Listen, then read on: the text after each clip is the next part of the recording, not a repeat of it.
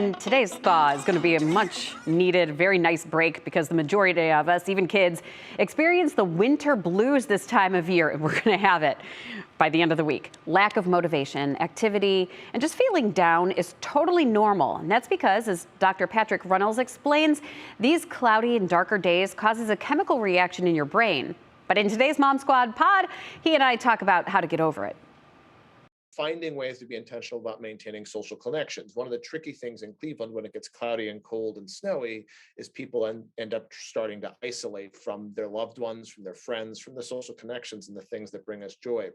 So finding ways to be more deliberate about planning those events, ensuring that you have those things in your schedule, maybe in a way that's a little bit more kind of spontaneous in the summer, can keep those connections going to kind of help you feel like you're still out in the world and connected and having that support network. Dr. Runnels, who I want to mention is with University Hospital, he admits that it's really hard during the Omicron variant outbreak at the holidays.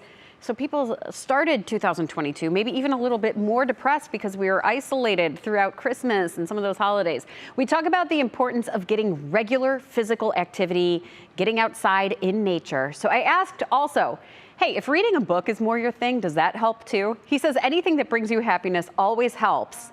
Also, if you tune into the podcast this week, you're going to notice it's a little bit different.